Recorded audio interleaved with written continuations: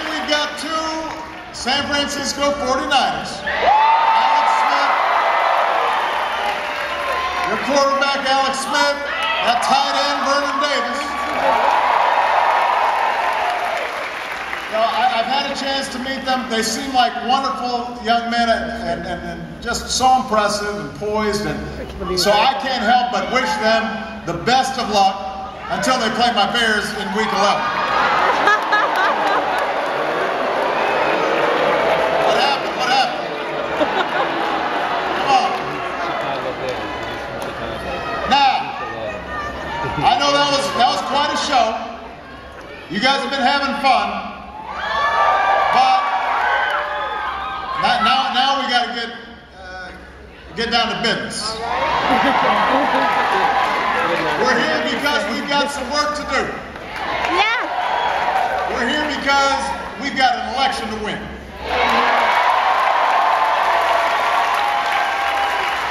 We're here because everything we fought for in 2008 is on the line in 2012. And I'm going to need your help to finish what we started. Now, 4 years ago, I made a few commitments to you. I told you I'd end the war in Iraq, and I did. I said I'd end the war in Afghanistan, and we are. I said we focus on the people who actually attacked us on 9/11. And today, Al-Qaeda's on its heels, and Osama bin Laden is no more.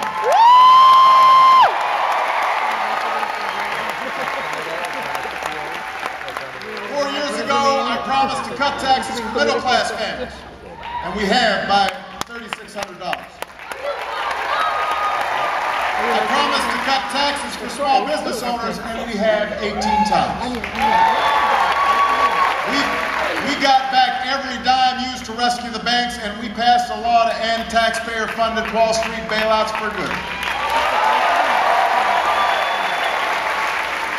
We passed healthcare reform, also known as AKA Obamacare.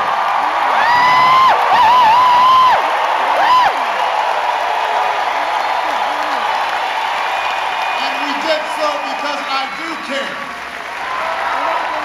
I care that folks with pre-existing conditions can still get insurance. I care that your insurance companies don't jerk you around.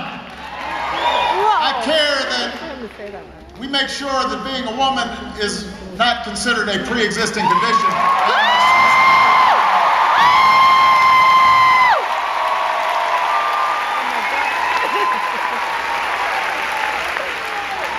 I told you that we would make sure that nobody who serves this country so bravely will ever be kicked out of the military because of who they are or who they love. We ended Don't Ask, Don't Tell.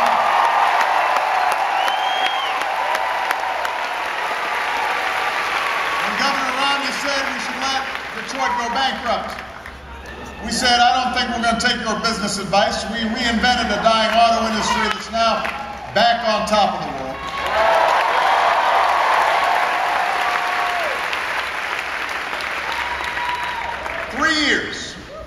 Three years after the worst economic crisis of our lifetimes, our businesses have created more than 5 million new jobs. This past Friday, we found out that the unemployment rate had fallen from a height of 10% down to 7.8, the lowest level since after war.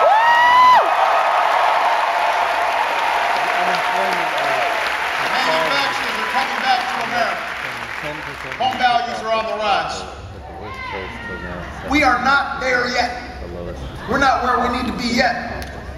There's still too many Americans looking for work, too many families who are having trouble paying the bills, too many homes underwater, too many young people burdened with debt from going to school. But if there's one thing I know, it is this. We have come too far to turn back now.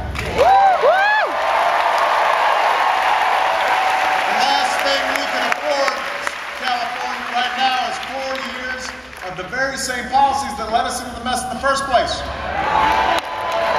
We spent 4 years cleaning it up. We don't want another mess. We can't allow that to happen. I won't allow it to happen. And that's why I'm running for a second term.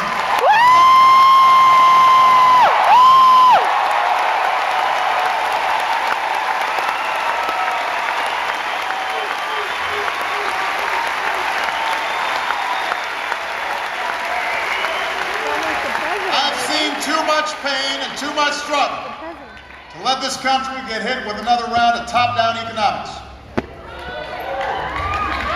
The centerpiece of my opponent, Governor Romney's economic plan, is a $5 trillion tax cut skewed towards the wealthy. He's been pitching this plan for almost 2 years now. No, don't boo, vote.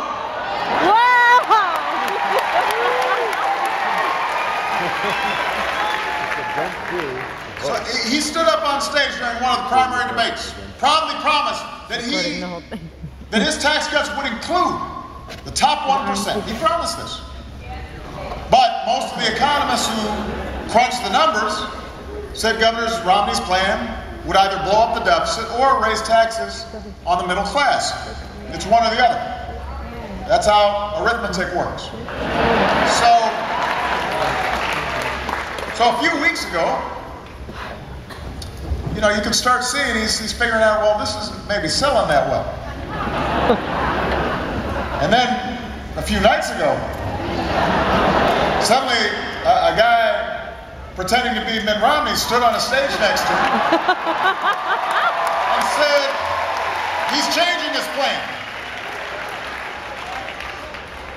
He's just going to pretend it doesn't exist. What $5 trillion tax cut?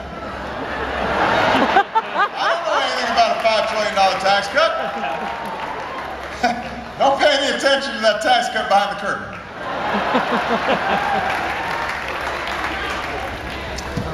During the debate, he said, there is no economist who can say Mitt Romney's tax plan adds $5 trillion to the deficit if I say I will not add to the deficit with my tax plan. Thanks for clearing that up.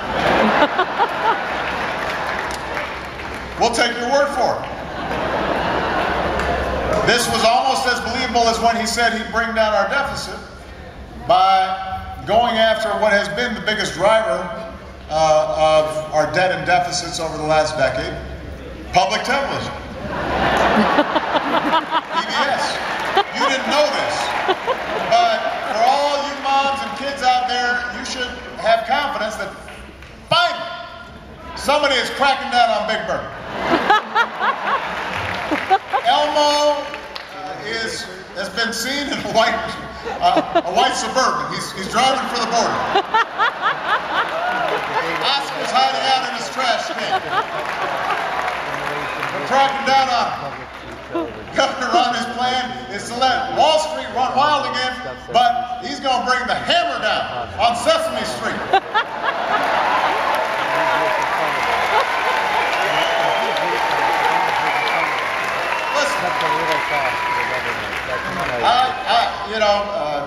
After the debate, I had a bunch of folks come to me, don't be so polite, don't be so nice. I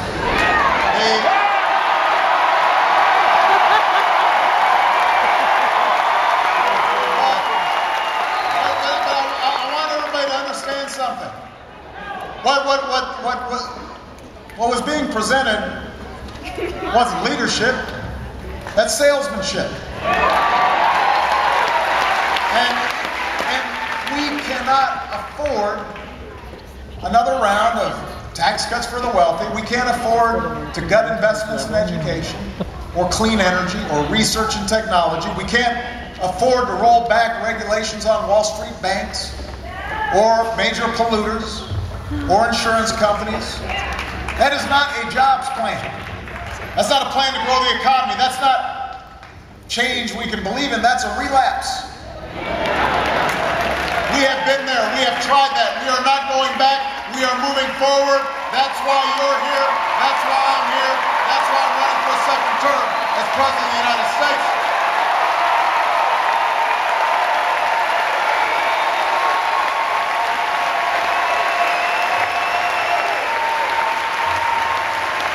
Look.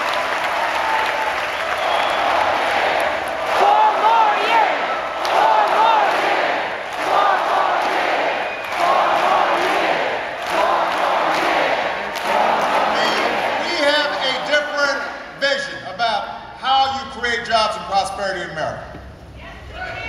We have to change our tax code so it stops rewarding companies that are shipping jobs overseas. I want to reward small businesses and manufacturers who are investing and taking root right here in the United States of America. We can create more jobs controlling our own energy.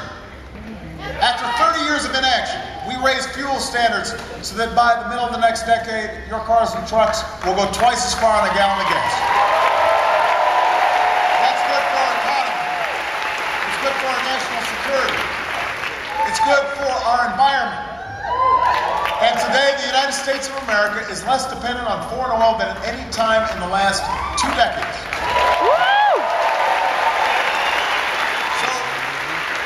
We don't want to reverse that progress, we've got to build on it.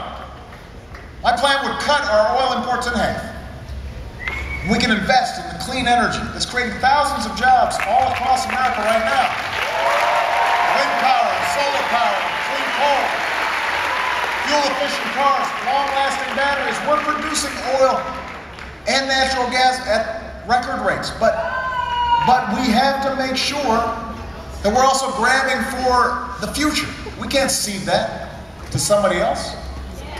And unlike my opponent, I will not allow oil companies to collect another $4 billion every single year in taxpayer-funded corporate welfare. I'm not going to let China win the race for clean energy technologies. I want to see those technologies develop right here in California, right here in the United States of America.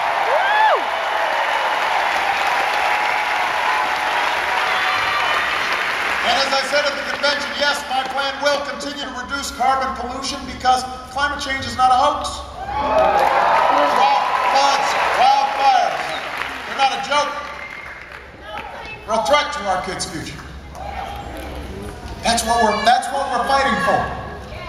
I believe we've got to have the best education system in the world. That will create jobs. That's good for business. Making sure that everybody has the skills they need to compete and to be good citizens. You know, education is the reason I'm standing here today. It's why Michelle was able to do everything she's done in her life. It's true for so many of all the folks here. So now we've got a choice. We can cut education to pay for tax breaks that we don't need, or we can recruit 100,000 new math and science teachers. Early childhood education, provide job training for 2 million more workers in our community colleges, help to lower tuition costs for our students going to college. We can meet those goals. That's what we're fighting for. That's what's at stake in the next 29 days. That's why I'm running for a second term as president.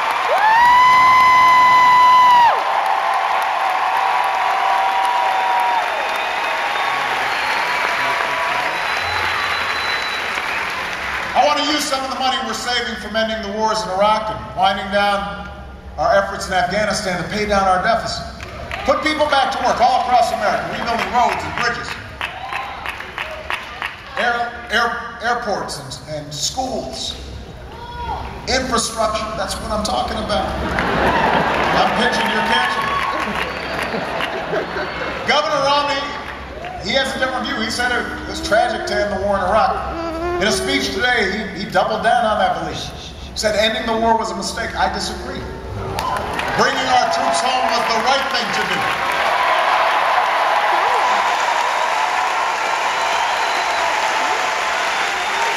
And every brave American who wears the uniform of this country should know that as long as I'm Commander-in-Chief, we will sustain the strongest military the world's ever known. And when our troops take off their uniforms, we will serve them as well as they've served us. Because nobody who's fought for us should have to fight for a job or a roof over their heads when they come home.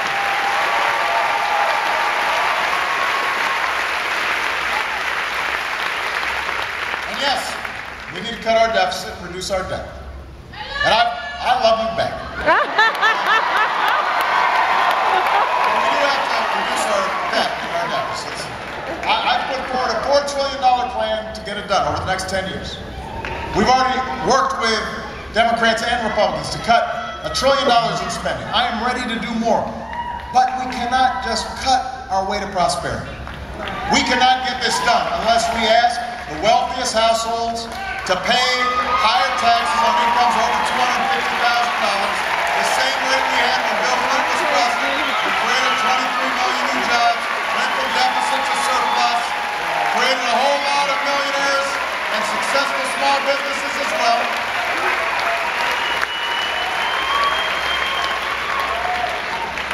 Governor Romney says it's fair that he pays a lower tax rate than a teacher or an auto worker who makes $50,000. Don't move.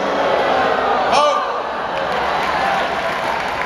You know what? I refuse to ask middle-class families to give up their deductions for owning a home or raising their kids to pay for a tax cut we don't need. I refuse to pay for a tax cut for millionaires and billionaires by asking those students who are here today to pay more for college, or kicking kids off the Head Start, or eliminating health insurance for millions of Americans who are poor, or elderly, or disabled.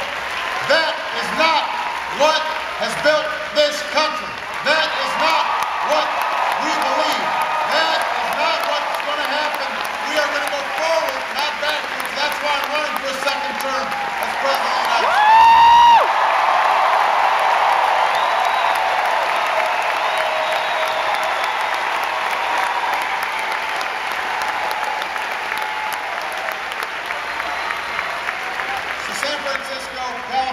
This is the choice we now face. This is what the election comes down to.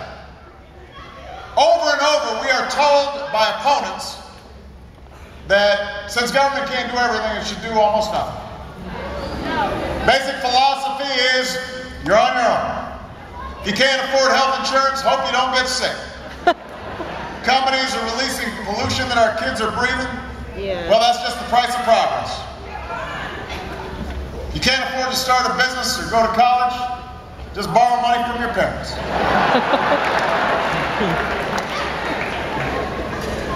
That's not who we are.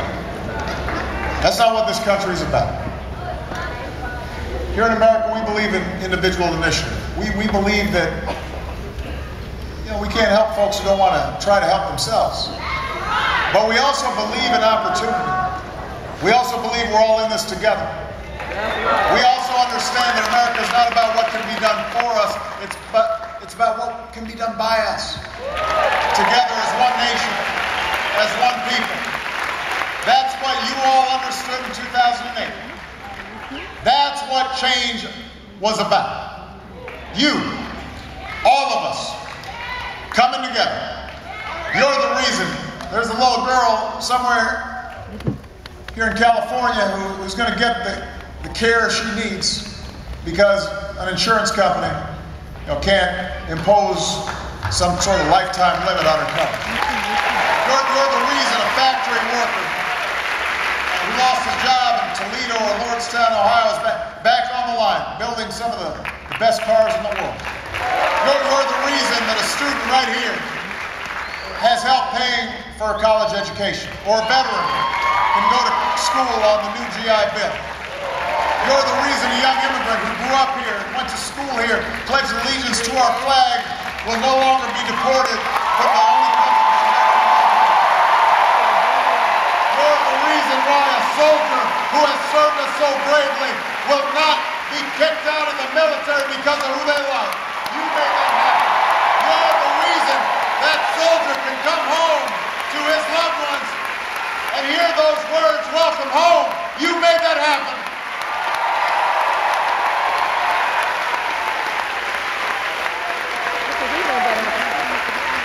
So I need you in this election. The next 29 days. We cannot afford to be complacent, and we cannot afford to be cynical.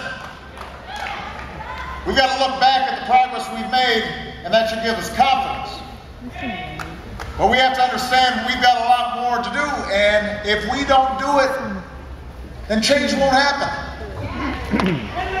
Your voice will make a difference.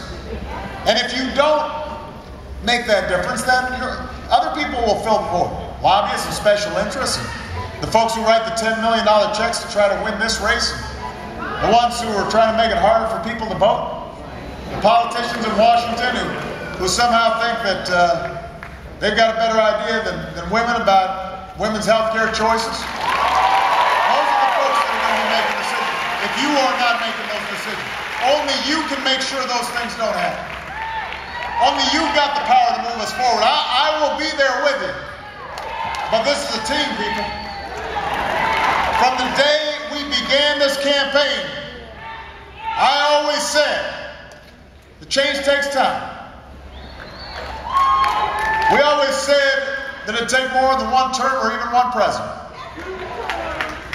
We said it'd take more than one party. And by the way, no, it doesn't just take me. It takes the people. That's not the deal. The deal is it takes all of us. That's the deal.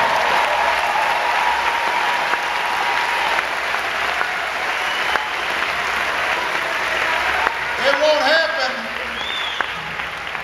if you've got somebody who writes off half the nation even before he takes office. But it also won't happen if half the nation writes off itself by not participating. Or doesn't vote.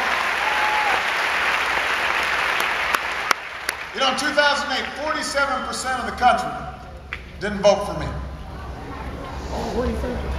But on the night of the election, I said to all those Americans, I may not have won your vote, but I hear your voices. I need your help. I'll be your president too. I don't know how many of you will be with me this time around, but I'll be with you. I'll be there fighting for you because I'm not fighting to create Democratic jobs or Republican jobs. I'm fighting to create American jobs.